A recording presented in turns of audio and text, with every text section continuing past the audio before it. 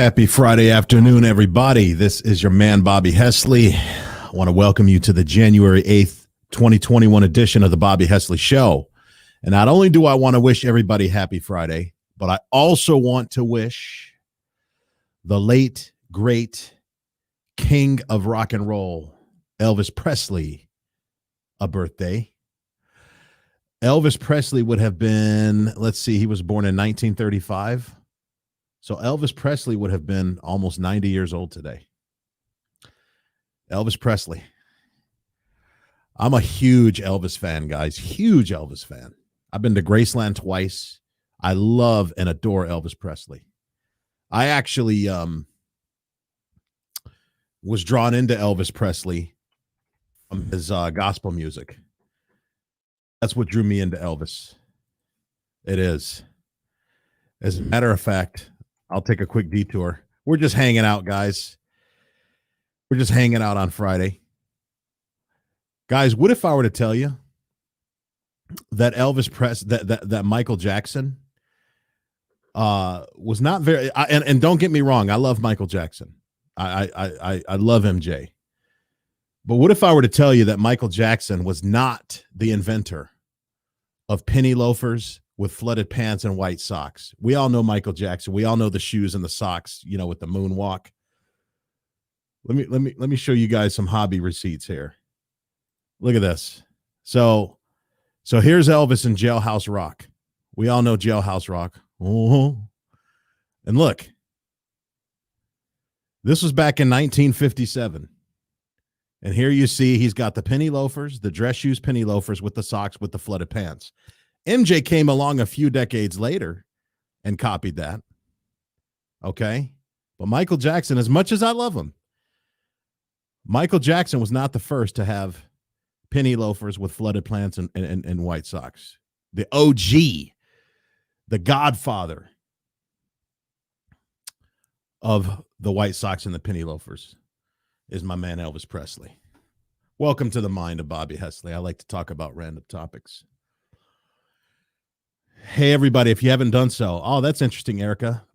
Hit the like button, subscribe to my YouTube channel. I make it very easy to do so in the comments description. Make sure to share this video, comment on it. Let's engage. I'm going to do a little bit more of a open wood or open Linwood fireside chat. I'm going to do more of an open forum show today, but I felt like I needed to hop on here, guys, because a lot of you have been messaging me, both publicly and privately, with the concern that I have quit and given up. And I'm going to be honest, okay? I'm going to be honest. I kind of helped fuel that panic in people. I kind of helped fuel that a little bit. Because the other night, and I stand by this, guys. I don't take this back. I'm not walking it back. But for those of you that were on my wall the other night, you saw this. United States of America. You see this? The United States of America, July 4th, 1776 to January 6th, 2021. Hashtag focusing on me now. Hashtag I gave it my all. I stand by that tombstone. I made a tombstone for the country because in my mind, I really do believe that the America that we loved and that we grew up in and that died in, that America is gone, guys. And I've been in mourning over it for the last, 2 days. And if I'm being really honest, if I'm being really transparent with everybody, I've actually been in mourning over it since the night of November 3rd.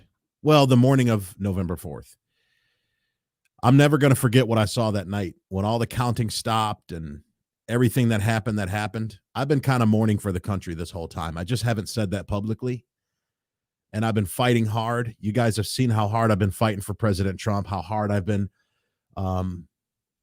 fighting for the integrity of our American elections. I've been doing the best that I can with what little I have. I've been a citizen journalist with my, my cell phone camera, that I had at the TCF Center, my YouTube videos, my Facebook videos. There's multiple ways to fight a battle. I like to fight this battle on the intellectual front. I like to use my voice and my mind to fight for my country. Okay, that's how I've always fought for my country. That's how I fight for the church. That's how I fight for God. And that's how I fight for my country as well. And Um, so a lot of people think that I've given up. I have not given up. I have not given up. It's just that part of learning tactical battle is you have to know when to switch strategies. You have to know when to fight on a different battlefront. I'm not saying that I'm falling back, but after Donald Trump's speech last night, and there's two schools of thought on that. There's definitely been two schools of thought on President Donald Trump's speech last night. There's people that are saying that Donald Trump conceded last night. There's other people saying that he didn't concede last night.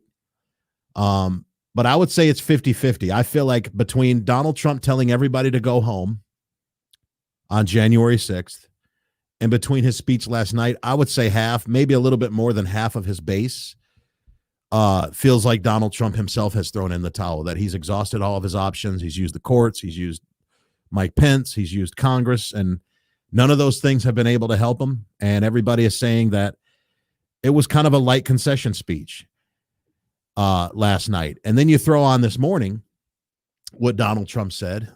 For those of you who haven't seen it yet, let me pull it up here.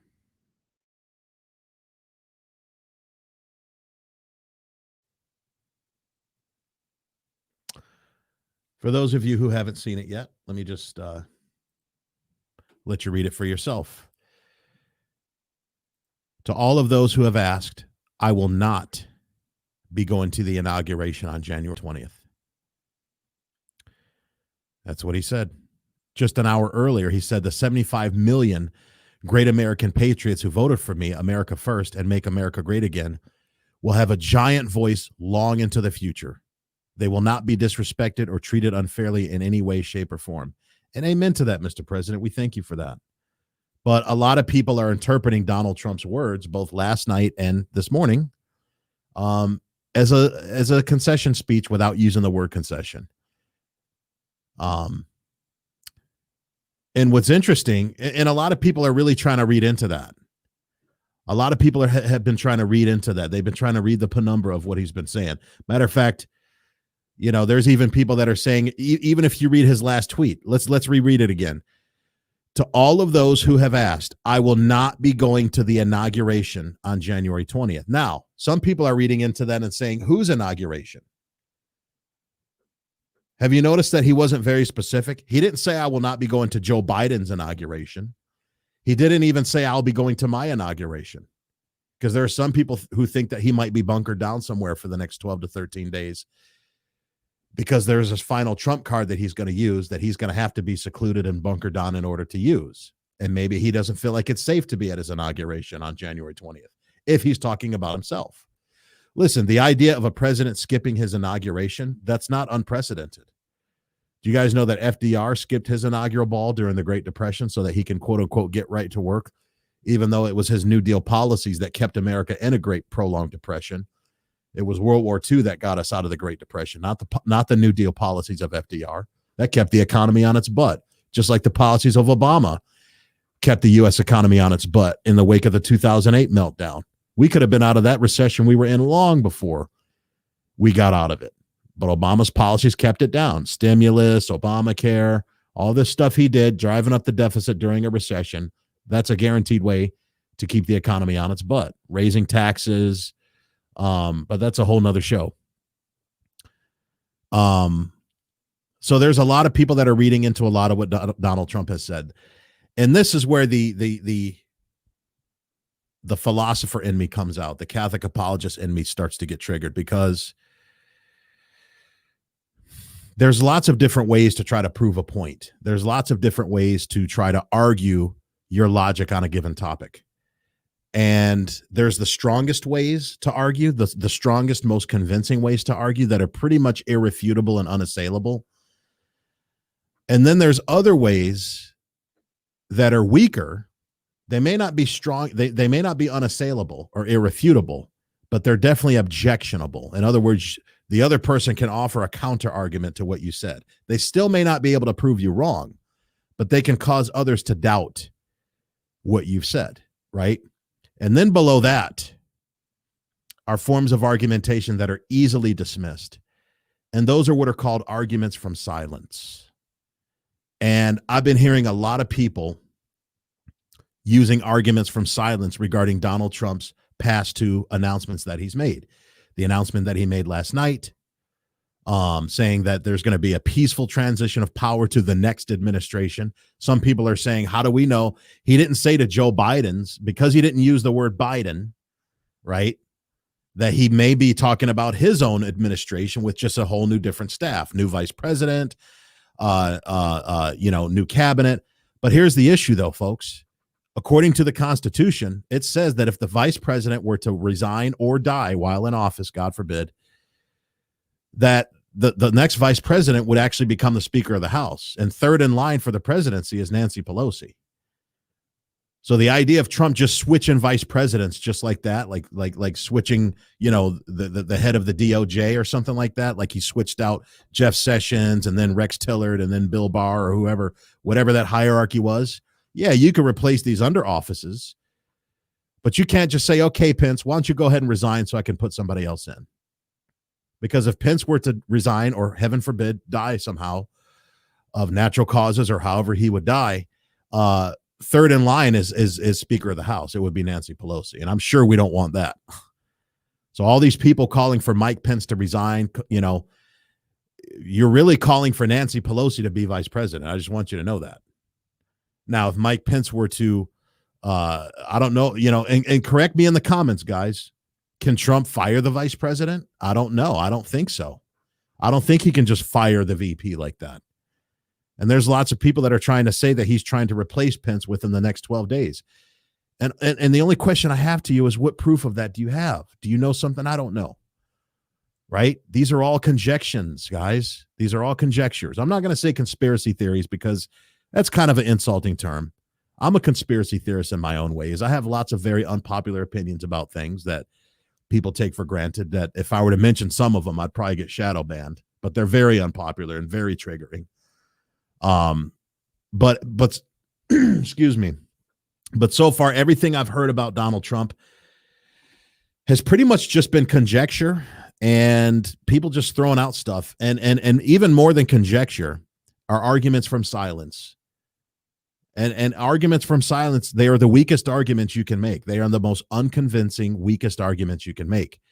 So for people that are saying he didn't say the Biden administration, well, you're arguing based on what he didn't say. That's an argument from silence. That's not the strongest evidence you can make to the case that you think Donald Trump is going to stay in there till the 20th and beyond. You can go to his last tweet 5 hours ago where he said, I will not be going to the inauguration on January 20th. The argument from silence on that is because he didn't say the Biden inauguration, maybe he's talking about his own inauguration and he's going to skip out on that for safety reasons.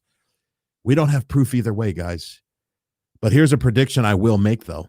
Here's a prediction I will make.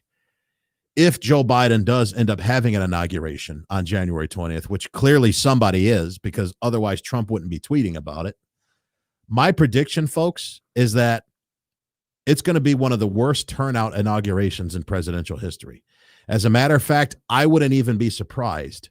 And I'm saying this publicly so that if the 20th comes, I can reference this video that I made. Excuse me. I wouldn't even be surprised if Joe Biden even tells people not to show up for his inauguration. And he gets sworn in with his mouth like, come on, man. I will uphold the Constitution, man. Why do I got to put my hand on the Bible, man? I don't believe in the Bible. I don't believe in the 10 Commandments. I want to kill, me and Kamala want to kill babies, man. We don't believe in all that thou shalt not kill stuff in that Bible, man. I don't want to put my hand on that Bible, man. Come on, man. So he's going to show up in a stupid little mask, probably. Kamala's going to show up in her stupid little mask. And I predict that there are going to be more Trump protesters at Joe Biden's inauguration than there will be actual Biden people. Because let's face it, the only people who voted for Joe Biden were himself and Kamala Harris. Let's just put that out there. Everybody else voted for Donald Trump. We're never going to know the true story of that. But the fact is, there's no way that Joe Biden's going to have this huge turnout. No way, man. And I haven't seen anybody congratulating President-elect Biden yet, outside of the media, outside of all of his media lackeys, his little press arm, which is what the news media is, the press arm of the Democrat Party, just like the KKK was the terrorist wing of the Democrat Party. Well, guess who the public relations wing of the Democrat Party is? The freaking news media. And the only people I've seen congratulating Joe Biden on his win is himself, Kamala saying, "Hey, Joe, we did it." I'm sorry. "Hey, Joe, we did it, Joe. We won, Joe." Talking through a mask, you know. She calls him up. She's like, "Hey, Joe, we did it, Joe. Are you happy that we won, Joe?" It's Friday, man. We got to have fun, man. Shoot, what? I'm actually trying to find something right now.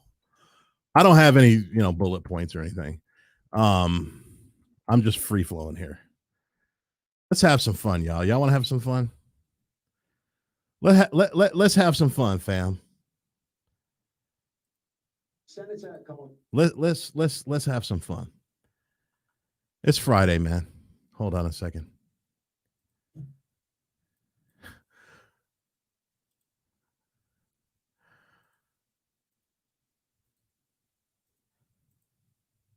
We did it. We did it, Joe. You're going to be the next president of the United States.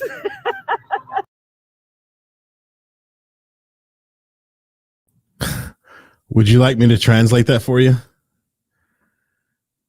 I hear, you guys want me to translate that for you? We did it, Joe. I'm going to be the next president of the United States.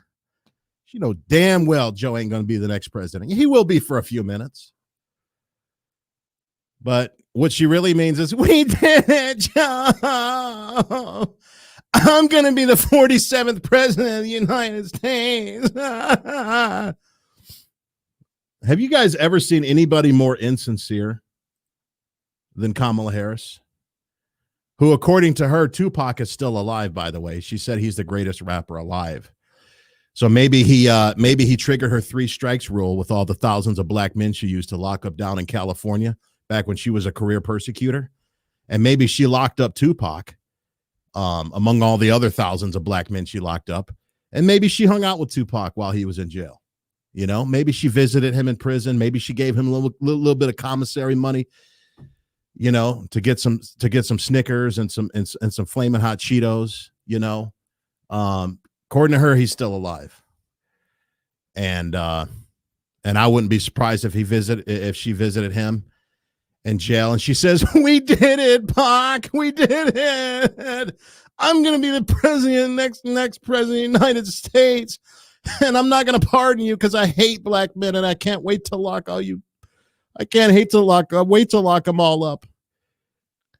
We did it, Pac. If I locked up all these black men in California, love, do you really think I'm going to give you a pardon, Tupac? I'm so happy we did it. I'm going to be number 47. So, it's Friday. So, back to the original question. Has your man Bobby Hesley quit? Did I give up? No, I haven't quit.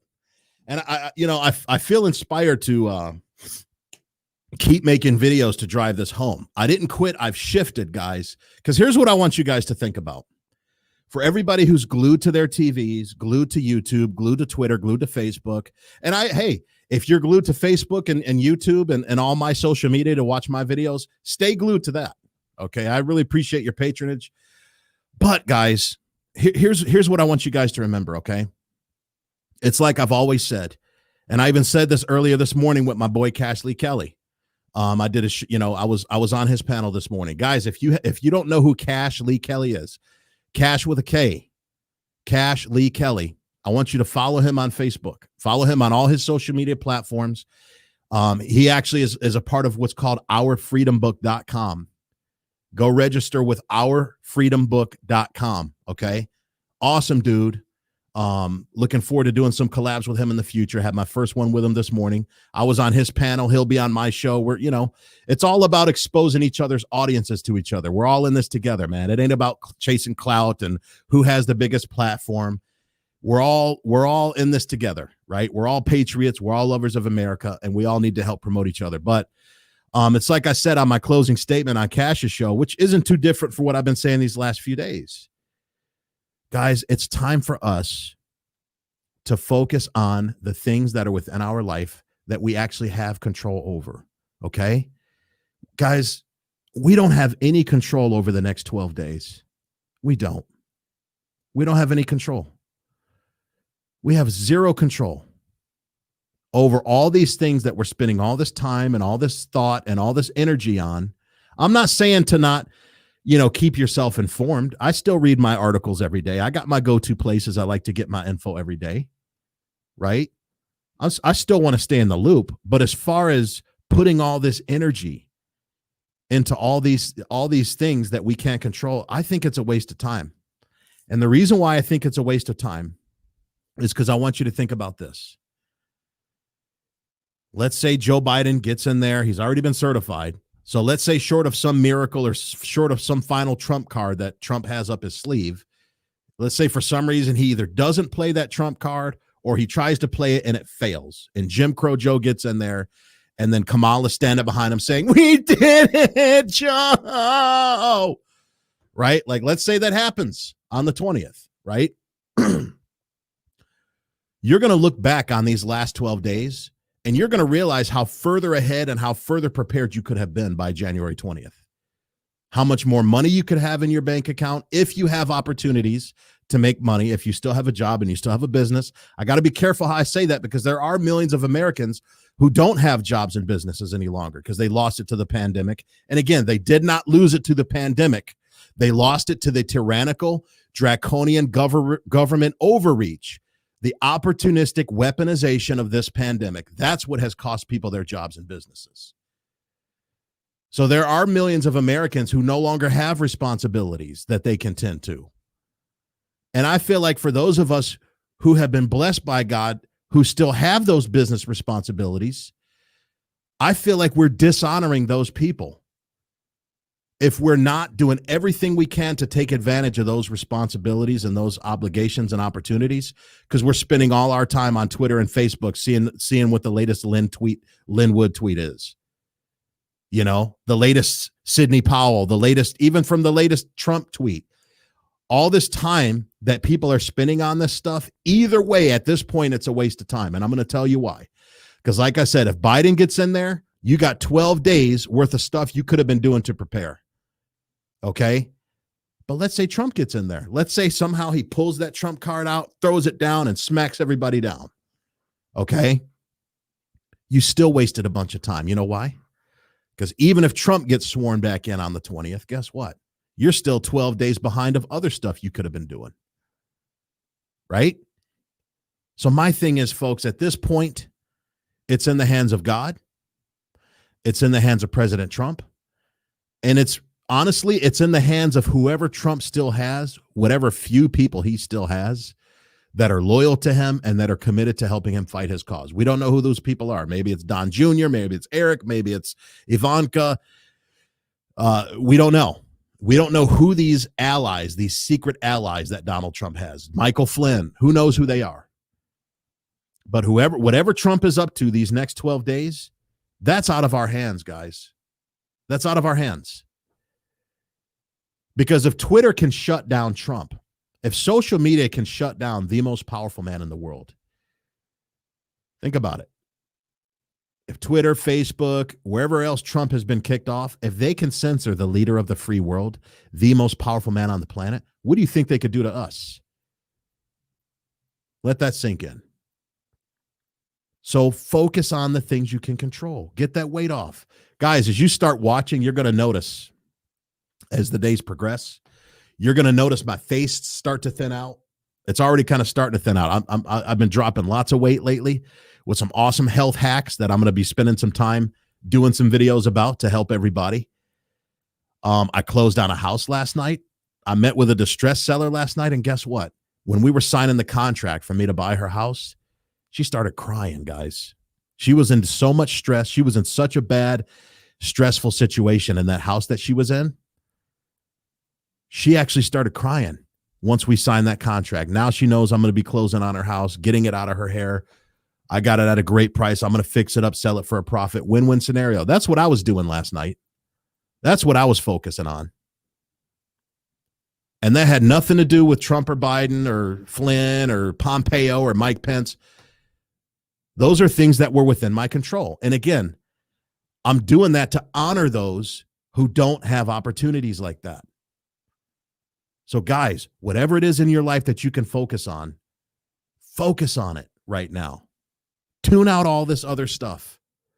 Or if you can't stay away from it, if your head's going to explode, if you don't know what the latest, Linwood tweet is or whatever, then just set aside time in the day to do all your political junkie stuff. Because I'm a political junkie, so I know it when I see it. I'm calling myself one, right? But just put that on a schedule.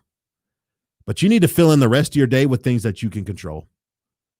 Declutter your house if that's something you've been working on. Get that weight off, right? Hit those business goals. Start that YouTube channel. Start that blog. All these things that you still have control over, that's what I want you guys to be focused on. So, will you adopt me? Oh, maybe, George. That's my boy, George Brico. So let's see what you guys have to say. Let's do a little bit of,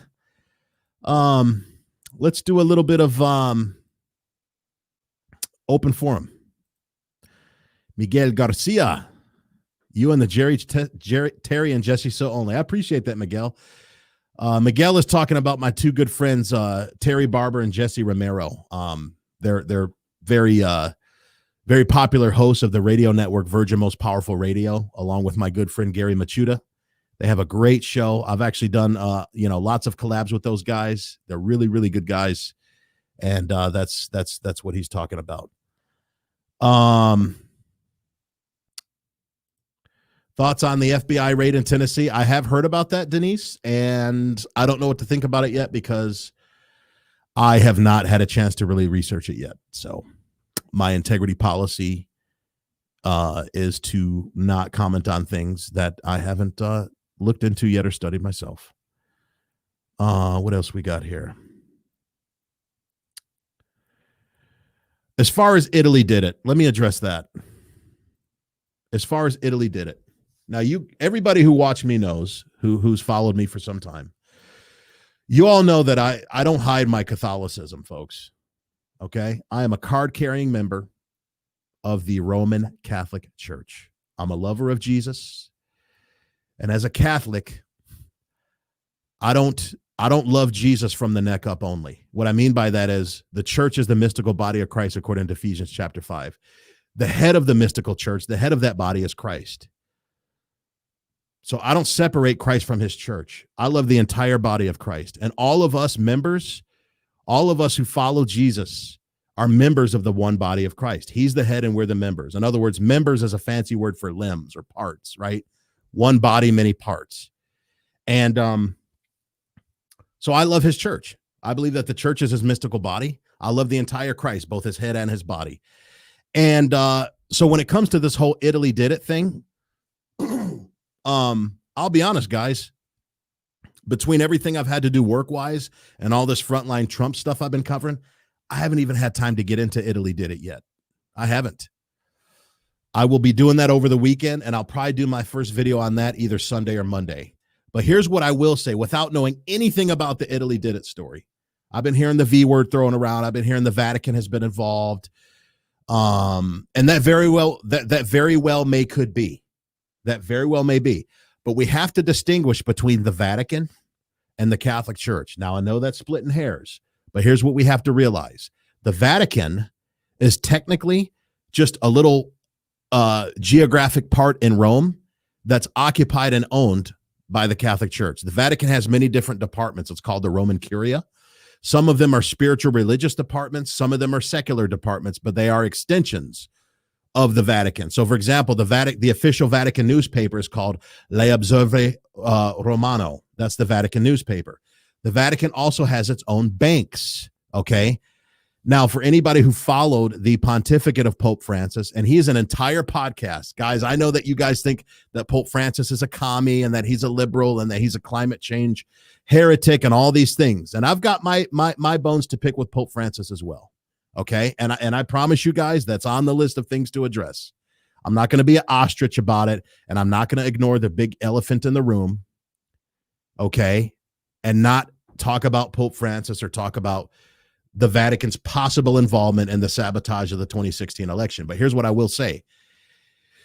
One of the very first reforms that Pope Francis made to the Vatican, to the Roman Curia, and again, the Vatican does not mean the Catholic Church. The Vatican is literally real estate and buildings. It's not a person. It's not an institution. It's literal geographic space within Rome, okay?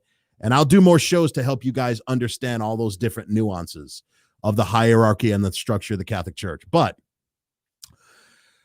the fact is, the Vatican Bank was very, very corrupt for many years, long before Pope Francis got in there. Even during the pontificates of John Paul II and Benedict XVI, there was lots of corruption in the Vatican Bank.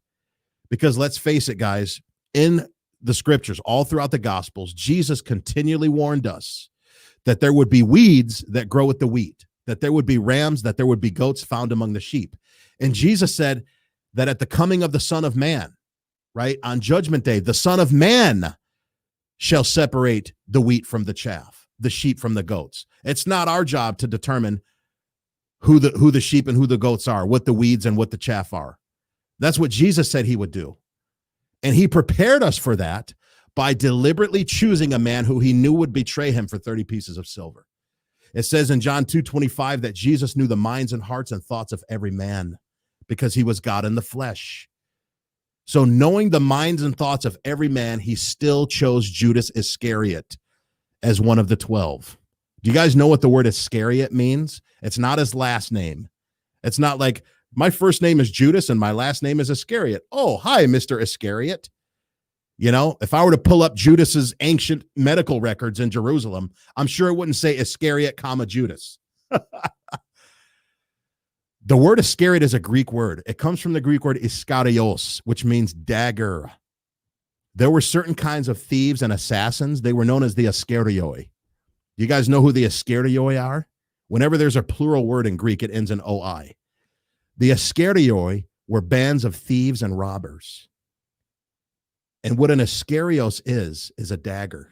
And what these guys would do, they're like, think of them like highway robbery men. And they would have daggers and they would rob people like, hey, bruh, come up out your denari, bruh. Run that camel, bruh. I grew up in Brightmoor. That's how gangbangers from where I grew up used to talk. But I'm sure they didn't talk like that in first century Jerusalem. But the Iskarioi were thieves and dagger men. They were robbers. That's who Judas Iscariot is. Because not only was he a thief and a robber, but he also stabbed Jesus in the back on the night of his betrayal. He sold him out for 30 pieces of silver. That's why he's called Judas Iscariot. But why did Jesus choose Judas as one of the 12? Why did he choose this man who he knew would betray him? And if you go even further, you can go to John chapter 6, verse 66 through verses 69. And after his infamous bread of life discourse, which us Catholics have always interpreted that to mean the real presence of Jesus in the Eucharist, that there's a thing that takes place on the altar called transubstantiation, where the substance of the bread and wine ceases to be bread and wine and is literally transformed into the body, blood, soul, and divinity of Christ. And it only retains the accidents of bread and wine. Accidents means properties, the color, the taste, the smell, the texture. But it truly is the body and blood of Jesus Christ. If you look towards the end of the bread of life discourse in John chapter 6, Jesus even said that one among you is a devil. He said of Judas that it was better for him. It would be better for him that he would never be born. He referred to Judas as the son of perdition. He referred to Judas as a devil. Why?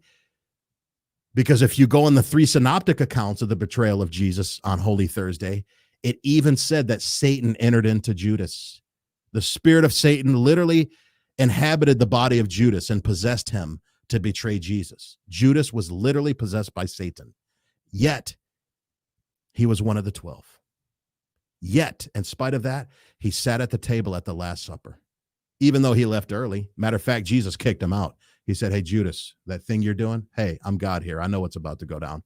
Go ahead and do that thing you plan on doing, but just do it quickly. Let's get this over with. Let's get this Paschal mystery sacrifice over with. Let's get this show on the road, Judas. I'm ready to redeem humanity, including yourself if you repent. Right? So I said all that to say, I set up this whole Italy did it thing to say that this is nothing new. If it turns out that the Vatican was involved in the sabotage of the election of Donald Trump and they colluded with Barack Obama or whatever this hashtag Italy did it story is saying, which I promise you guys I will look into and do a show on it. I promise you, don't worry. Your man Bobby Hesley will put his spin on it. But if that turns out to be the case, you know what I'm going to do? It's going to make me love the Catholic Church even more. I'm not going to not go to Mass the next day. I'm not going to not pray the rosary that day. I'm not going to shut down my devotion to the Sacred Heart of Jesus just because some crooks who work in the Vatican Bank sabotaged a U.S. presidential election. Because Jesus told us that even the elect will be deceived in the latter days. You guys know that there's a church father by the name of Saint John Chrysostom. He's one of the Eastern Church fathers. That word Chrysostom is Greek for golden-mouthed. He was a golden-mouthed preacher. He was one of the greatest preachers in all time of Christianity. Look him up. Go to newadvent.org, the online Catholic encyclopedia, and look up Church Father St. John Chrysostom. One of the famous quotes of St. John Chrysostom is that the road to hell is paved with the skulls of bishops. That was St. John Chrysostom. One of the greatest fathers of the early church said that the road to hell was paved with the skulls of bishops. Read the poetry and read the literature of Dante that was written during the medieval times. Did you know that in the poems of Dante and the Infernio, there were basically three poems? There was Inferno, Purgatorio, and Paradiso. It's called the Divine Comedy of Dante. Did you guys know that if you ever want to read the Divine Comedy of Dante, where he depicted hell, did you know that there were popes in hell? Dante, one of the greatest Catholic poets and writers of all time, one of the treasures to the church.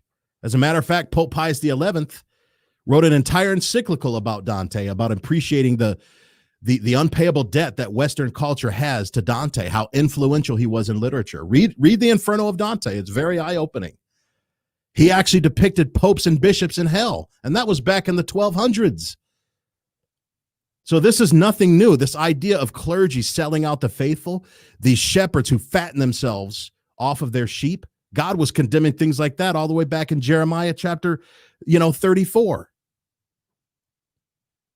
So don't be surprised. Human nature has seen it all, guys. And wherever the truth leads me with this whole Italy did it thing, I'm going to give probably some of the best analysis on it you'll find anywhere. So make sure you subscribe and stay tuned. But that's not going to do anything to get me to want to leave the Catholic Church, because you don't leave Peter because of Judas. You don't leave Jesus and Peter because of Judas. And even Peter denied Jesus 3 times. Without going off on too much of a tangent, us Catholics believe, based on Matthew chapter 16, Matthew chapter 18, John chapter 21, there's all kinds of verses throughout Scripture that us Catholics believe in what's called Petrine primacy. We believe that Peter was the first pope. We believe that Peter was the rock upon which the church was built. The Greek word Petros is rock. That's what Simon Peter is. He changed his name to Peter. In John 1:42, he predicted that he would change his name to Peter, right? And John 1:42, he said, you shall be called Cephas, right? Kepha in Aramaic is the Aramaic word for rock. He said, you shall be called Cephas in a prophetic sense. But in Matthew 16:18, he said, you are Cephas, you are Peter. And like St. Augustine once said in his Harmony on the Four Gospels, he said that John 1:42 was a prophecy, but Matthew 16:18 was a coronation.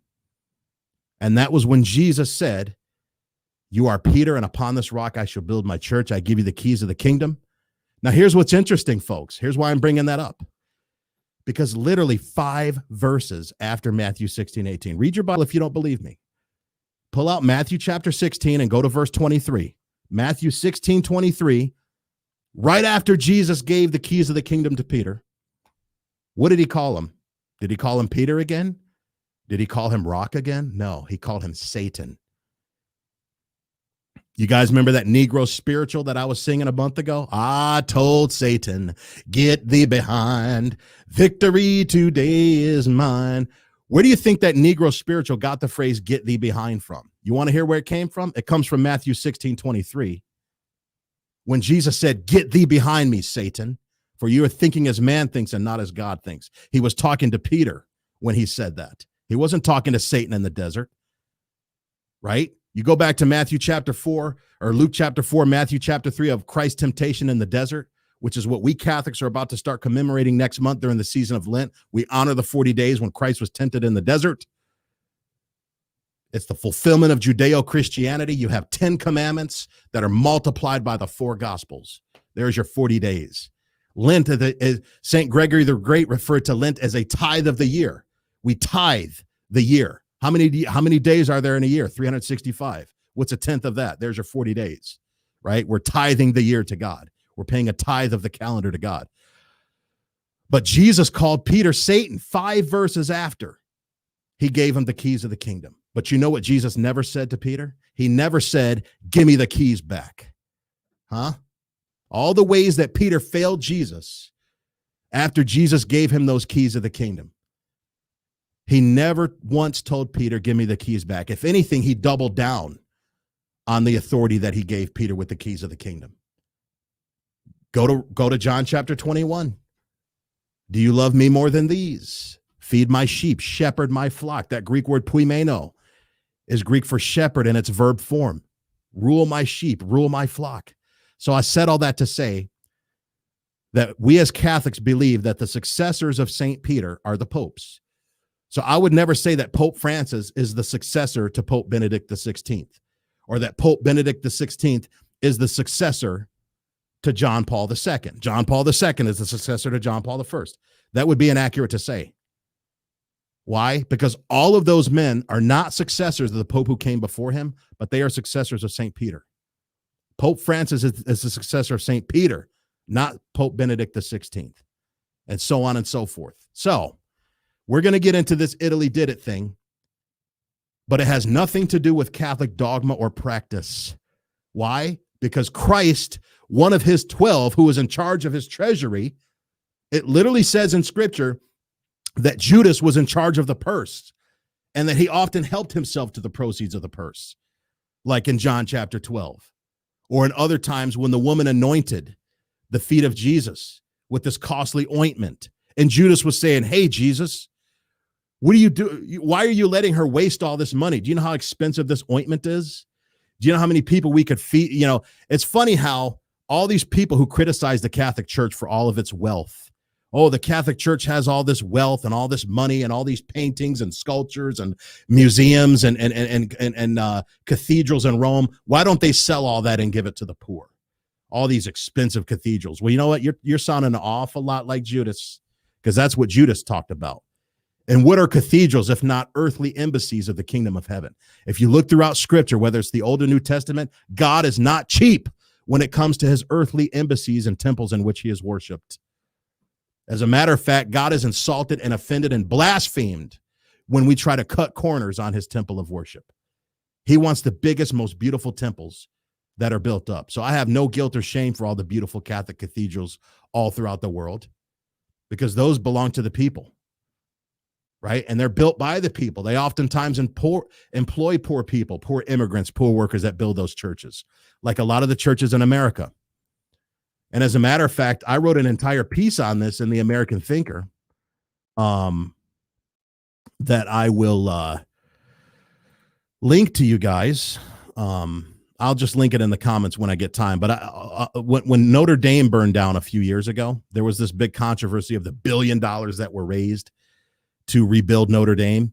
And I wrote an entire American Thinker piece on that, showing the biblical basis for that, why that was okay, and why it was okay to just, that it's okay to spend all that money on the cathedral. It's a false dichotomy. It's not a either or, it's a both and. You can build God these big, expensive cathedrals that give him glory, but you can also feed the poor. You could do both. So I said all that to say,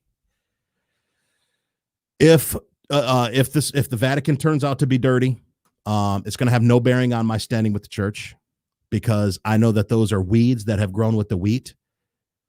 It doesn't mean that the church got it wrong on its dogma or its practices. It just means that there are sinners within positions of authority in the church who are greedy and corrupt. And that's nothing new, folks. And that's why Christ prepared us for that by choosing Judas. And all the disciples that he chose, except St. John, who was at the foot of the cross with the Blessed Mother and with Jesus and Mary Magdalene, all the apostles betrayed Christ in the end. They all forsook him in his hour of need. They all scuttled and ran, except St. John. And there's some who argue that even St. John, in a way, didn't come through for Christ, because they say by law that if you know somebody is innocent and you watch them be executed, that in and of itself was a crime and a fault. But we're not going to go there, because I don't agree with that, because St. John would have been going against the will of God by trying to stop the crucifixion, just like he called Peter Satan, right? If he called Peter Satan and said, "Get thee behind," when Peter objected to Christ's prophecy that he would be crucified and raised on the third day, imagine what he would have said to St. John if John was at the foot of the cross and tried to get him to, not do it. So that's my preview on the Italy Did It show. This is the Bobby Hesley Outside of Politics, guys. Like I told you, this politics stuff you guys have seen, it's a small percentage of who I am, a very small percentage. So that's another reason why I'm looking forward to a lot of this stuff being over, so that we can move on to talk about other things. Gary Bowers, Bobby, answer my question. Is Trump going to prevail? Gary, are you prepared to be very disappointed and probably annoyed at me? I don't know. I know that's not the answer you want. I know you're looking for a yes. I know you're looking for a hell yes. Oh, yeah, Trump's going to prevail. Oh, yeah, he's got this secret plan that I'm in the know about. Nobody else knows about it, but I do, and I'm going to report on it and get clickbait and get hits and subscriptions and super chats and blah, blah, blah. Guys, I don't know if Trump's going to prevail. I don't. I'm agnostic, man. I have become a Trump agnostic. It's not that I don't believe in President Trump, because I do, and I always will. MAGA forever. Black voices for Trump forever, which is what my hat is that I'm wearing right now. But I'm an agnostic in the sense that I don't know what to believe either way now. Is he going to win? I don't know. Is he not going to win? I don't know. Let's find out on the 20th. But in the meantime, I'm getting ready to flip this house I just got. I'm getting ready to keep dropping this weight. I'm getting ready to keep enjoying my life. I'm getting ready to keep maximizing and enjoying and exploiting all the things in my life that I have control over, because I don't have control over whether or not Trump is going to prevail, Gary, and neither do you. So my advice, oh man, there's a gnat that keeps trying to fly on here. What are gnats doing around in winter? I thought gnats are only for the summer. Anyway, my advice to you, Gary, is to focus on the things that you have control over. I know I'm a broken record saying that, but to answer your question with transparency and integrity, I don't know. I don't know if Trump's going to prevail. I don't know where that's at either, Dominic. That's the Trump card that I thought he was going to play. Excuse me.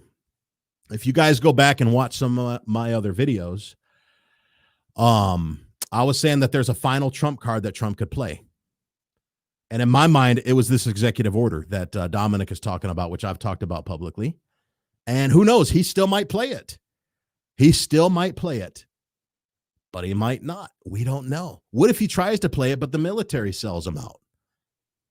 We don't know how loyal the military is, how loyal they aren't. This is all conjecture, guys.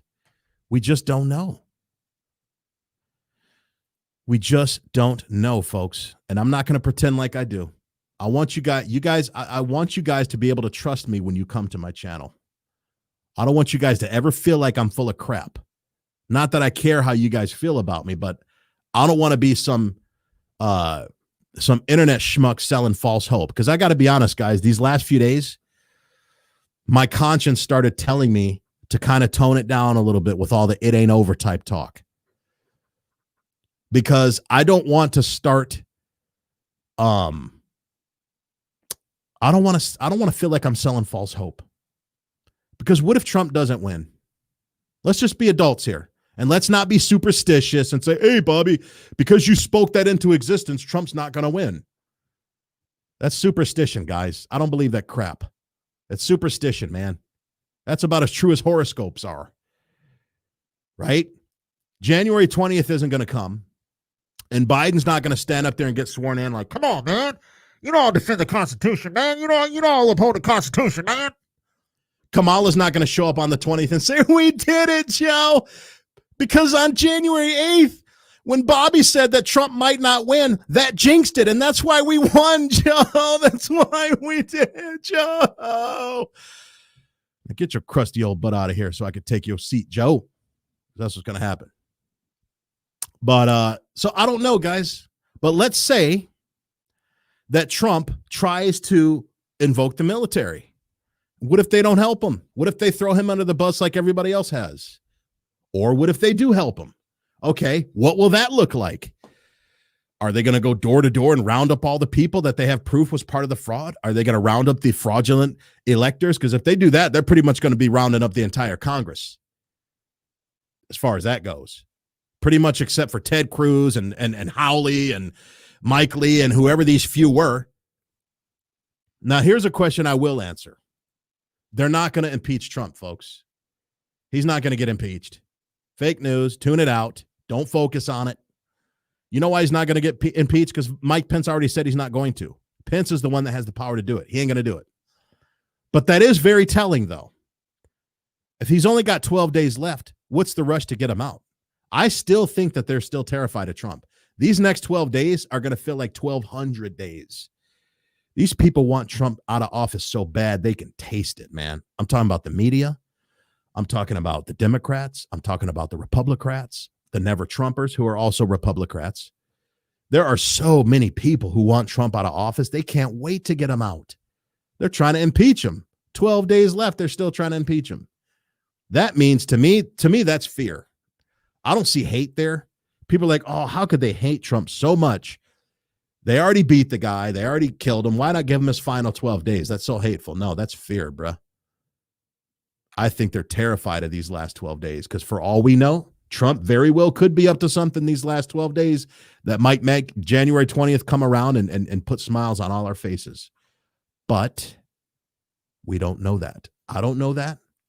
And you don't know that. So how about we all stop pretending like we do, huh? How about we all just focus on the things we could focus on? Right? Don't allow who's in the White House, who's going to be in the White House, who's not in the White House, who should be in the White House. Don't let all those things affect the things in your life that you can control. Whether Biden wins or whether Trump wins, you can be a lot further ahead in your life 12 days from now if you just focus on what you got to focus on. So everybody, please like, share, and comment on this video. Please subscribe to all my social media channels, which I make very easy to do. And I want to thank everybody for tuning in on this Friday afternoon. There's lots of other places that you could have been. And I will see you guys on the next video.